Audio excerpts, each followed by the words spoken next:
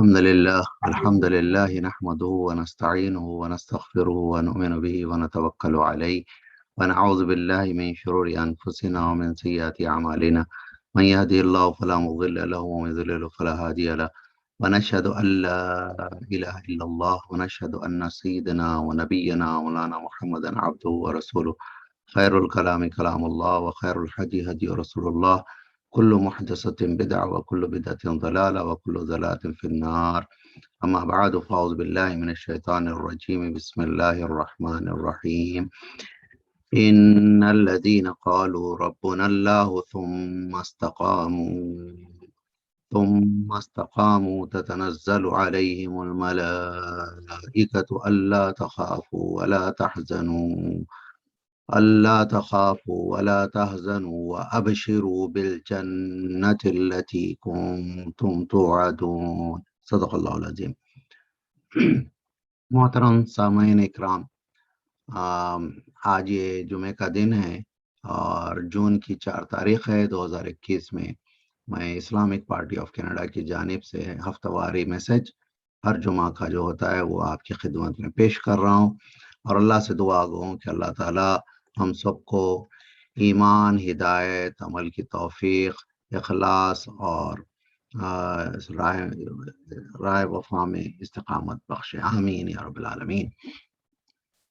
دیکھیں، یہ جو آیت میں نے آپ کے سامنے تلاوت کی، یہ سورہ حامیم سجدہ، جس کو سورہ فصلت بھی کہا جاتا ہے، اس کی آیت ہے، معروف و مشہور آیت ہے، اور اس میں اللہ رب العزت نے واضح الفاظ میں کہہ دیا ہے کہ جو لوگوں نے جن لوگوں نے کہا کہ اللہ ہمارا رب ہے اور اس پر استقامت قائم ہو گئے، تو ان پر اللہ کے فرشتے نازل ہوتے ہیں اور وہ کہتے ہیں کہ ڈرو مت، غم مت کرو، خوشی ہے تمہارے لیے جنت کی، اور اس کا اللہ تعالیٰ ان سے وعدہ کرتا ہے، اور جس کا اللہ نے ان سے وعدہ کیا ہوا ہے. اتنی سیدھی سادی اور اچھی باتیں یعنی واضح انداز میں بیان ہوئی ہیں کہ بس کام اتنا ہی ہے ایک مسلمان کے کہ وہ اللہ کو اپنا رب مان لے اور اس پر جم جائے. یہ کہنے کے لیے بہت آسان ہے، لیکن جب ہم عملاً کرنے جاتے ہیں تو اللہ کو رب مانتے ہی ساری دنیا کی قوتیں ہمارے اوپر امڑ آتی ہیں، اور ہمیں یہ کوشش کرتی ہیں کہ ہم اللہ کی ربوبیت سے منکر ہو جائیں اور ان کے ظالمانہ ربوبیت کے قائل ہو جائیں اور ان کی بات پر عمل کریں. اور ایسے میں جو لوگ واقعتاً اللہ کو رب ماننے کے بعد اس پر جم جاتے ہیں تو ان سے ہی اللہ کے وعدے ہیں. اتنی سی بات ہے. دیکھیے، یہ باتیں اگر سمجھ میں آ جائیں اور ہم اس کے لیے جد و جہد کرنے والے بنے تو اللہ سبحانہ و تعالیٰ فرماتے ہیں، ان الذین جاہدوا فینا لنہدینہم سبلنا وان اللہ لمع المحسنین، کہ جب لوگ اللہ کو رب مان کر اس پر مستقیم ہوتے ہیں تو وہ کہیں ایک جگہ رک نہیں جاتے ہیں، پھر ان کو جد و جہد کرنا پڑتا ہے. اور جب جد و جہد شروع ہوتی ہے تو یقیناً ہمیں راستہ چاہیے ایک سفر کرنے کا اور ایک منزل تک پہنچنے کا، اور اس کے لیے اللہ رب العزت نے کہا ہے کہ اللہ ان لوگوں کے لیے راستے بنا دیتے ہیں، ان کے لیے راستے کھول دیتے ہیں. اور اللہ تعالیٰ صرف راستے ہی نہیں بنا دیتے ہیں بلکہ یہاں پر یہ بھی وعدہ کیا گیا ہے کہ اللہ تعالیٰ ان لوگوں کے جن کو اللہ نے ایسے لوگوں کو محسنین قرار دیا ہے ان کے ساتھ ہے اللہ. جب اللہ کسی کے ساتھ ہو جاتے ہیں، ان کی سپورٹ کرنے لگتے ہیں، سپورٹر بن جاتے ہیں اور راستہ بھی بنا دیتے ہیں اور راستے کی رکاوٹیں بھی ہٹا دیتے ہیں، تو پھر سوچئے کتنا آسان ہو جاتا ہے منزل کو پا لینا. آج مجھے اور آپ کو یہ بات سمجھ میں آنی چاہیے کہ اللہ کو رب ماننا، اللہ کو یہ باتوں پر عمل کرنا، اس کے دین کی قائم کرنے کی جد و جہد کرنا، یہ ہم پر لازم و ملزوم ہے. اور یہی کام کرتے کرتے اللہ سے ملاقات کرنا اور اس دنیا سے رخصت ہو جانا، یہ ہمارے لیے لائعمل ہے زندگی کا. اب میں آپ کو عملی طور پر کچھ باتیں کہتا ہوں. دیکھیے، ہم جس بات پر ایمان لائے اس بات پر ہمیں ڈٹ جانا چاہیے، پہلی بات۔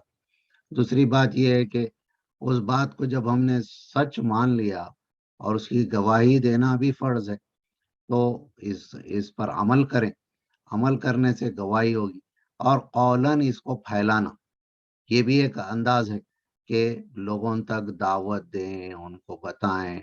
اب دیکھیں، اسلامک پارٹی آف کینیڈا کا مقصد اور نصب العین یہ ہے کہ وہ دعویٰ ٹو پیپل اینڈ دعویٰ ٹو پاور کے نعرے کے ساتھ وجود میں آئی ہے، کہ ہم عام لوگوں کو بھی اسلام کی دعوت دیں گے، اور جو پیپل ان پاور ہیں اور جو لوگ حکومت چلا رہے ہیں، جن کے ہاتھ میں قانون ہے، قدرت ہے اور سارے وسائل ہیں، ان کو بھی ہم توجہ دلائیں گے، جس طرح نبی کریم صلی اللہ علیہ وسلم نے مختلف حکمرانوں کو، بادشاہوں کو اور اہل ثروت لوگوں تک اسلام کی دعوت بے لاگ انداز میں پہنچائی۔ خود جہاں جا سکتے تھے وہاں خود ہی گئے، اور جانا نہیں جا سکتے تھے اپنے نمائندوں کو، اپنے قاصدوں کو، اپنے سفرا کو بھیجا، خطوط لکھ کر بھیجے، سارے ریکارڈ میں موجود ہے۔ تو ہمیں ڈرنا نہیں ہے، ہم بھی نمائندہ ہے نبی کریم صلی اللہ علیہ وسلم کے، ہم بھی سفیر ہیں نبی صلی اللہ علیہ وسلم کے، ہم بھی قاصد ہے نبی صلی اللہ علیہ وسلم کے۔ ہمارا کام بھی یہ ہے کہ ہم ان کی دعوت کو، ان کے پیغام کو ہر آدمی تک پہنچا دے، اور اسی کام میں لگے رہیں یہاں تک کہ وقت آ جائے گا تو اللہ کے پاس چلے جائیں گے۔ یہ کام ہے، دیکھیے ہمارا یہ لاہ عمل ہے، یہ بتانا چاہ رہا ہوں۔ اور اسی کام کے کرنے کو جہاد بھی کہتے ہیں۔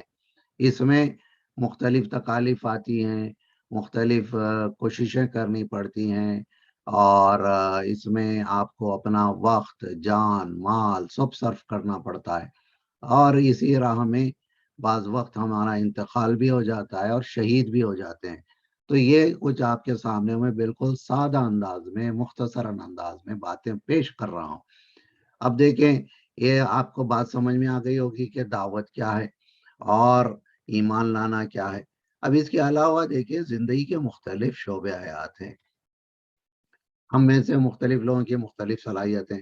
کچھ لوگ تجارت کرنے کے پیشے سے تعلق رکھتے ہیں، تاجر ہیں، تو وہ اسلامی لحاظ سے تجارت کو فروغ دیں گے، اور ایک ایسی تجارتی منڈی کو بنائیں گے جس کا اصول و ضوابط قرآن اور حدیث اور فرمان الہی اور فرمان رسول اللہ صلی اللہ علیہ وسلم سے اخذ شدہ ہوں، وہاں سے لیے گئے ہوں، نہ کہ ان لوگوں سے لیے گئے ہوں جن کے ذہن و قلب پر اللہ کی کبریائی کا کوئی اثر نہیں، نبی صلی اللہ علیہ وسلم کی رسالت کو مانتے نہیں، قرآن کی ہدایات سے بے پرواہ ہیں۔ آپ ان کے اصول اور ضوابط پر عمل نہیں کر سکتے۔ یہ بات آپ ذہن میں کلیئر کر لیں۔ ایک گروہ ایسا ہو سکتا ہے جو خدمت خلق کا کام کرے گا، تو اس کے لیے بھی اصول و ضوابط ہے، اس کا بھی طریقہ ہے، کریں، اور جس کا دل چاہتا ہے خوب خدمت خلق کا کام کریں۔ اور کچھ لوگ ہو سکتا ہے تعلیمی میدان میں نسلوں کو تیار کریں، بچوں کی تعلیم، تربیت اور اسکول اور مدارس اور کالج، یونیورسٹیز، کریکولم، کتابیں لکھنا، ریسرچ کرنا، یہ ان کا شعبہ ہوتا ہے۔ اس میں بھی ہمیں کردار انجام دینا ہوگا، کیونکہ ہم جب تک اپنے افراد تیار نہیں کریں گے، برسہ برس کی جدوجہد کے بعد، برسہ برس کی محنتوں کے بعد نسلیں تیار ہوتی ہیں۔ سید قطب رحمۃ اللہ علیہ مصر میں ایک بہت بڑے مفکر اسلام گزرے، اور انہوں نے بہترین کتابیں تصنیف کی ہیں۔ ان کا ایک خیال اور ایک منصوبہ تھا، اور ان کا ایک ویژن تھا کہ ایک قرآنک نیشن ڈیولپ ہونا چاہیے دنیا میں، اور اس کا منہج، اس کا انداز وہی ہو جو صحابہ اکرام کا تھا۔ ان کے بقول صحابہ اکرام کی تربیت میں قرآن کا بے انتہا عمل و دخل تھا، اور نبی کریم صلی اللہ علیہ وسلم نے صحابہ کو تربیت دی تھی قرآن کے مطابق، اور ایک نسل تیار ہوئی جو قرآن پر عمل کی، اور ان کو اللہ نے فتح و نصرت سے نوازا، اور دیکھتے ہی دیکھتے وہ دنیا پہ غالب آ گئی، اور صدیوں تک ان کے ڈنکے بجتے رہے۔ آج ہم مغلوب ہو گئے اس لیے کہ ہم لوگ قرآن سے دور ہو گئے۔ آج دوبارہ اگر ہمیں دوبارہ ابھرنا ہے، غلبہ پانا ہے، تو پھر قرآن کو اختیار کرنا ہوگا، اور اسی بات کو سید قطب نے کہا کہ ایک دوبارہ سے قرآنک نیشن کی تعمیر ہونا ضروری ہے۔ ہمیں چاہیے کہ ایسا تعلیمی نصاب، ایسا تعلیمی نظام، ایسی تربیتی نظام ہم تیار کریں جس سے ہمارے بچے قرآن کی چھاپ ان کے دل و دماغ پر ایسی پڑ جائے، چاہے وہ ڈاکٹر انجینئر ہو، سائنٹسٹ ہو، سیاستداں ہوں، فوجی جرنیل ہوں، لائر ہوں، یا اکاؤنٹنٹ ہو، چاہے وہ جو سوشل ورک کر رہے ہیں، جو کام بھی کر رہے ہوں، وہ عین قرآنی تعلیمات کے مطابق کریں، اسوہ رسول اللہ صلی اللہ علیہ وسلم سے ہٹے نہیں۔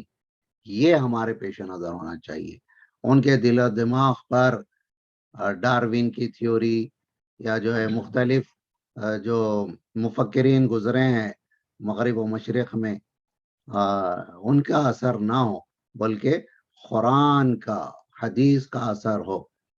اور اسٹیون کوی ایک نام ہے جو مفکر مانا جاتا ہے، جس نے بہت ساری کتابیں تصنیف کی، اور آج کل افسوس ہے کہ بہت سارے دینی قائدین بھی اس کو کوٹ کرنے لگ گئے ہیں، اس سے متاثر ہو گئے ہیں۔ ہمیں کیا ضرورت ہے جب ہمارے پاس قرآن پاک موجود ہے، نبی کریم صلی اللہ علیہ وسلم کا کامل اسوہ بالکل محفوظ شکل میں ہمارے میسر ہے، تو ہم کیوں کسی کے گرویدہ ہوں؟ ہمیں چاہیے کہ اللہ اور اس کے رسول کی باتوں پر مکمل ایمان لائیں، اس پر اعتماد کریں، اس کو پھیلائیں۔ ڈاروین کے فالوورز ہوں یا دیگر مفکرین کے فالوورز ہوں، ہم ان کا ذہن بدلنے کی کوشش کریں، ان کو اپنے آپ پر حاوی نہ کر لیں۔ یہ ہمارا منہج ہونا چاہیے۔ تو میں یہ کچھ باتیں اور گزارشات کے ساتھ آپ کے سامنے آیا ہوں کہ مختلف شعبے حیات ہیں، اور ہیلتھ کیئر کا سسٹم بھی بعض ممالک میں، یہاں تو آپ کو کینیڈا میں تو ایک ہیلتھ کیئر سسٹم چل رہا ہے جو غالباً بہتر ہوگا دیگر ممالک کے مقابلے میں، لیکن ابھی ہم اس میں نہیں جائیں گے۔ لیکن شعبہ تعلیم میں ہم جا سکتے ہیں، ہم تجارت میں جا سکتے ہیں۔ تو ایک گروہ تو ایک کام یہ کرے گا کہ دعوت، تربیت، تعلیم اور جدوجہد کا کام اپنے اوپر لے لے گا، لیکن بہت سارے لوگ ہیں جو تعلیم کے میدان میں کام کر سکتے ہیں، تجارت کے میدان میں کام کر سکتے ہیں۔ ان کو اپنے اپنے میدانوں میں ایسی صلاحیت کو پروان چڑھانا ہوگا کہ وہ اپنے اندر میں خود اعتمادی پیدا کریں، قرآن و سنت کے مطابق ان ایریاز میں اور ان شعبہ حیات میں ایک مضبوط ایک کردار ادا کریں، اور ایک جماعت تیار کریں، اور ایک گروپ تیار کریں، ایک ایفیکٹو اور کولیبریٹو اسکیم ہو، اور مسلمان جو ہے ایک آہستہ آہستہ ایک غالب قوم بن جائے۔ یہی کچھ باتیں تھی جو آپ حضرات کے سپرد کرنا چاہتا تھا آج کے میرے میسیج میں۔ امید کرتا ہوں کہ اللہ تعالی ہماری ان کاوشوں، کوششوں اور کاموں کو شرف قبولیت دیں گے۔ موسم آ گیا ہے گرما کا، حالات بہتر ہونے لگے ہیں۔ امید ہے کہ ریسٹرکشنز وغیرہ ختم ہوں گے یا کم کر دیے جائیں گے، تو ہم اس کا فائدہ اٹھاتے ہوئے زیادہ سے زیادہ افراد کو اس کام میں جوڑیں، ان کو ایک سمت سفر دیں، ان کو ایک ڈائریکشن سیٹ کریں ان کی لائف کا، اور جس سے جو کام ممکن ہے ان کو وہ کام سپرد کریں، اور کوشش کریں کہ وہ بحسن خوبی اور اچھے انداز سے وہ اپنے دینی فرائض کو انجام دے سکیں۔ ہم بچوں میں بھی کام کریں گے، خواتینوں میں بھی کام کریں گے، نوجوانوں میں بھی کام کریں گے، اور من جملہ امت کے تمام افراد میں کام کریں گے، اور جہاں جہاں سے جن سے تعاون مل سکتا ہے تعاون لیں گے، اور جن کو ہمیں تعاون دینا ہوگا ہم ان کو تعاون دیں گے انشاءاللہ۔ یہ کچھ باتیں ہیں، امید کرتا ہوں کہ آپ لوگ ان باتوں کو جو ہے مثبت انداز سے لیں گے اور قبول کریں گے اور ہمارا ساتھ دیں گے۔ صلی اللہ تعالیٰ علی خیر خلقی و سیدنا و نبینا مولانا محمد وعلی آلہ و اصحابہ و ازواجہ و ذریاتہ و اہل بیتہ اجمعین۔